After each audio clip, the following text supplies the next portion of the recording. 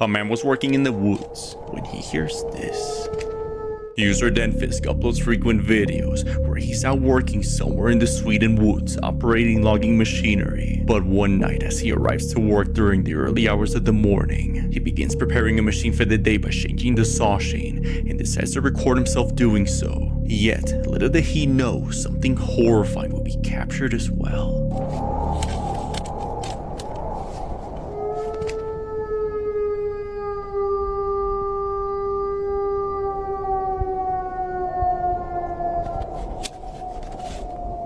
The man hears the horrifying screams of something in the woods.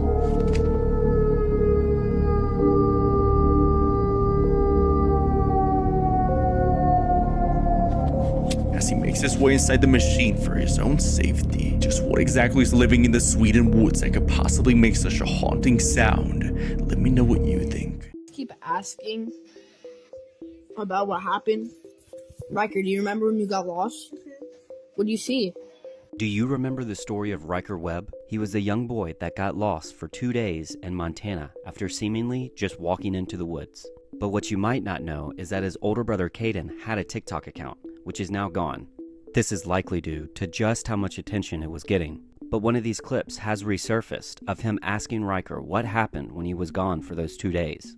Now it should be noted that he was found 2 miles away, with hundreds of searchers and volunteers looking for him through the rain and near freezing temperatures. Thankfully, he was found. Here's the rest of the clip, but let me know what you think. Riker, do you remember when you got lost? What do you see? I see a house. A house? In the woods? Yeah. So I can live and go in there, and then I can live. Someone lived in the house? Yeah. I'm sorry that happened to you, bro. That was scary. You okay though now? Mm-hmm. Yeah? This is one of the most terrifying urban legends I've ever heard, and it ended up being true. But in Canada, there was this legend that one night a bunch of people saw a bright blue light in the sky, and the next day an entire village of people disappeared. But it turns out that legend is rooted in something that really happened. This is coming from this week's episode. I have a whole series on urban legends that ended up being true, and it's a very scary listen. So in Canada in 1930, a fur trapper named Joe LaBelle was riding in the river in his canoe when he came to a village he had seen before. Except this time when he came upon it, it looked like everyone had left in a hurry. Food was still cooking, and a bunch of dogs were barking and super hungry as if they had been left behind. But the strangest part of all of this was in the middle of the community, there was a grave that had been disturbed. And that reminded the fur trapper of a very scary story he had heard. The legend of the Tornrak, which was this demon that supposedly stalked the area. So he starts looking for someone who might know what happened to these people. They were a nomadic people. It didn't make any sense that they would have left all of their stuff behind. And that's when he finds a man in a hospital who was potentially part of the village. The man is so freaked out. He won't say anything at first, but eventually Joe gets him to talk, and he recognizes one word that the man says. Tornrak, the name of the evil deity that was potentially in the area. The police basically don't believe any of this, but they do acknowledge that before the disappearance, they did see blue lights in the sky that no one has been able to figure out what they were. I get more into the theories of what may have happened in this episode, and I also talk a little bit more about other urban legends that ended up being true. My friend Ryan works with Boy Scouts of America and spends half his life in the woods. As we're walking, we get to a spot where it's dead silent. No crickets, no water, no animal sounds, nothing. This is around like late at night, around like say 7 o'clock, okay?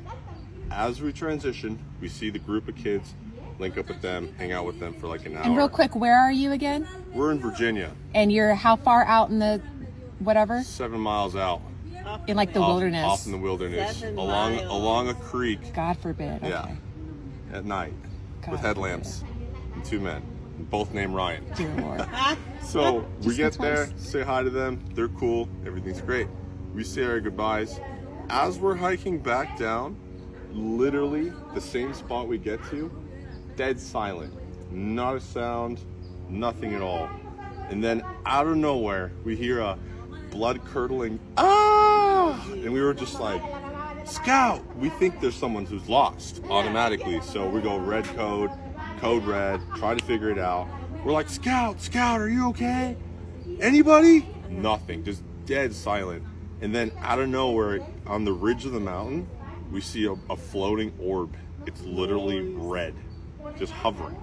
but it's not moving until 30 seconds into it. It starts moving on the ridge of the mountain, and there's no way someone could be walking that fast because it was literally traveling across the mountain range.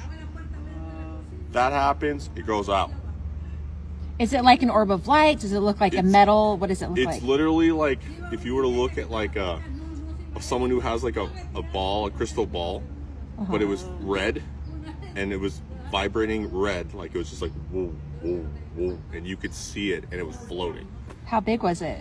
For me, it was like the size of a beach ball on the ridge, and the ridge is about like 3 miles out on the top. Fuck that. Yeah. Up, it would have been huge up close. Yeah, it would have been way close, like way bigger. So we were like, okay, cool, whatever. Dissipates. We're walking back down. A mile and a half later, we hear another ah, super loud. We think it's a scout again. So we're like, Scout, are you okay? Nothing.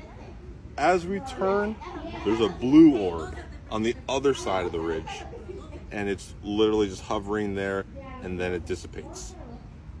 Little smaller, not as big, but it was blue. Same thing with the crystal. It was just whoa, whoa, whoa, but you could see it, and then it just goes out. We get back to our campsite. Everything's good. I'm gonna go in my tent and go to sleep, no problem. As I get to my tent, I see my tent that has my suitcase in it, which weighs like 50 pounds. The tent was dragged like 10 feet, and I could see drag marks. So I'm like, wait, how many other people were at the site that could have done this? Just me and Ryan at that spot. Nobody else knew where we were. There weren't like Boy Scouts around? Nobody else was around. Nothing else was around. How far was the nearest people other than you? 4.5 miles from us. See, that's why I don't mess with the wilderness. Yeah, not like that. Gotta go to the campsite, campground. No, this is like off the beaten path, somewhere random, thanks. where you wouldn't have people because it's an old deer lodge. Only you would go there for hunting, and that would be the purpose. Yeah, So, that's why I don't mess with the wilderness. Thank That's you. what happened. Yep. Yeah.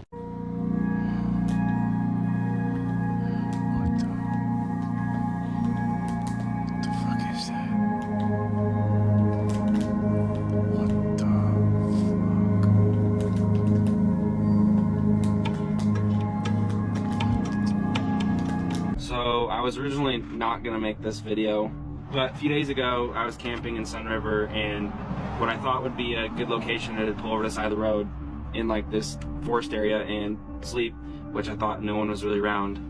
I'm currently sleeping in the back of my truck right now. I don't even know what time it is, and there's someone walking around my truck right now. If you can hear that, it's pretty loud. He's been walking around for like 20 minutes already. It's in my cab though. I don't really know what to do. I'm a little freaked out right now, and it's like pitch black outside, probably like 2 in the morning, and he just is walking around, and he's like really close to my truck. I've never been this scared, and like this doesn't make any sense because I parked somewhere where you can see no one was on that road. He's literally walking. He's literally walking from my truck. The canopy, the back door's locked. I can never escape forever. I don't think he knows that there's anyone in here. I'm so scared right now. He's literally peeking through the door right now. I've never been this scared ever. So, the current time is 2:30 in the morning right now. He's still walking around my truck. I'm trying to see if I can flash my light to get him scared. So he runs away. There he is. Oh my god. Oh my god. Oh my god. Eventually, whoever this person was wandered off and left Noah in peace. But the next morning, when Noah cautiously gets out of his truck, there's some creepy evidence left behind. So I'm back home. This is the day after. He was trying to peek in my truck quite a bit with all these marks. I didn't even notice until I got home. Handprints there, a lot of scratches, stuff like that. Dragging his finger on my side of my truck. Well, looks like to be trying to get inside my truck. That's really all I could tell from when he was walking around. That's new. Don't know how that got there. More handprints trying to get in my truck. At least the back canopy was locked, but yeah, that was the result. So that was probably the scariest camping experience I've probably ever had in my entire life. Now, the strangest thing about this entire incident is that Noah was parked off the road, in the woods, in the middle of nowhere, in the middle of the night. And whoever this person was outside had no flashlight and never spoke a single word while skulking around Noah's truck all night long. So, just who was this? And what did he want? Maybe Noah is lucky that he never found out. Apparently, Bigfoot is starting to come into people's houses in the Smoky Mountains. Now, this story is circulating on TikTok, and one of my followers actually submitted it and shared it with me, and you have to hear this one. This happened between Gatlinburg and Cherokee, North Carolina, on a farm that this family had recently purchased within the last few months. So this lady said she first noticed in the barn area one day while she was out in the barn a set of huge footprints leading from the barn like back into the forest and vice versa. She had no explanation what these things were. They were too big to be a human, but she just thought a big bear. It had to be a big bear. Fast forward a few days or weeks, I'm not sure. One day she and her daughter are home alone and they're up in the attic just doing some work. So as they're just doing some work upstairs in the attic, they both hear very heavy footsteps enter the house. Too heavy to be a human, and she immediately thinks this bear has gotten into her house. So she instinctively tells her daughter just to be very quiet, do not make a noise. We're in a bad spot here. If this bear, comes up the steps, we could be in bad trouble. So as the attic door is still open, like to the downstairs, they both start kind of peeking around trying to see downstairs because they can hear these footsteps. But to her surprise, it isn't a bear that walks into view.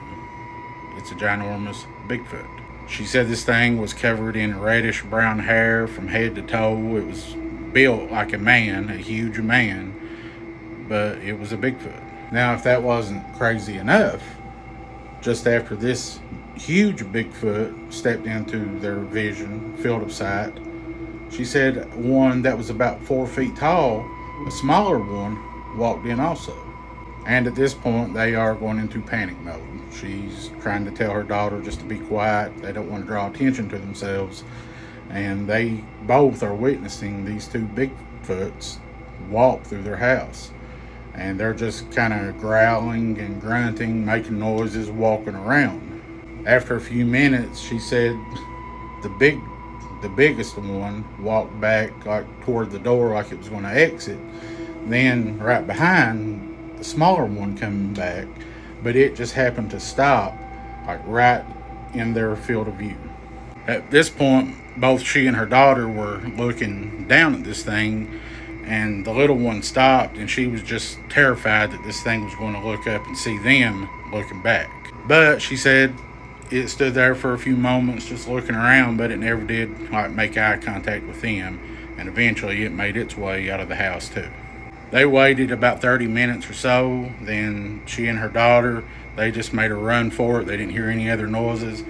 She grabbed her car keys, they ran to the car, and they got out of there. She wasn't a believer in Bigfoot, at least not until this happened. And the guy who I heard this from said that she had took pictures. There was like muddy footprints on the porch, and she hadn't shared them with him yet. But she supposedly does have pictures of that. This is the first case I've heard of a Bigfoot going into a person's house. If you ever heard of anything like this, let me know in the comments. She said they'd only been there a few months and had no reason to have like trail cameras up, but they would probably put them up now. Who wouldn't? If you have any stories like this, any Bigfoot, Dogman, Mothman, ghost stories, my email is listed in my bio. I'd love to hear it. You guys have a great day. God bless. The country where I got the most creeped out was in New Zealand. Now, I am telling you this story because if you so do happen to travel to New Zealand, there is this one specific tourist activity I think you should reconsider. When I was living in New Zealand, I had a list of things that I wanted to do before I left the country. And high on that list was to go and see the glowworms. This is what glowworms are. They live inside of a deep, deep, dark cave. And when you look up, it looks like you're looking at like stars and constellations. It just looks really pretty. And I wanted to go and see them. So on a day that I was free from working, I actually drove to this exact place to go and see the glowworms, located in Kawakawa, that is the northern part of New Zealand. Now, this is the part of the story where you're probably going to look at me like, girl, why would you even participate in doing this? When I arrived to the caves, I pay for my ticket and realize that I am the only one there. It's just me and the girl at the ticket booth.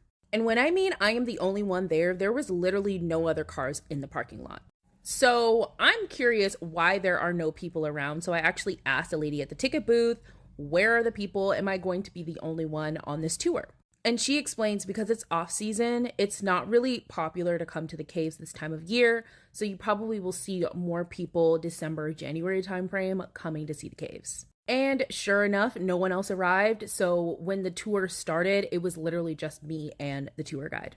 I was not allowed to take any videos or photos inside of the cave. So I have no videos or photo evidence from inside the cave. But this is what it looked a bit like on the outside of the cave and me just waiting for the tour to start. So when we're getting inside of the cave, I noticed that there are these very long boardwalks that just go deeper and deeper and deeper inside the caves. And they have railings so that you don't fall or slip, but it wasn't like any steepness or anything like that, so it just felt really safe to walk through. But the further that we walked, it just got darker and darker and darker. And as we're walking deeper into the caves, the tour guide is leading with a flashlight and is talking about the history of the caves and the glowworms.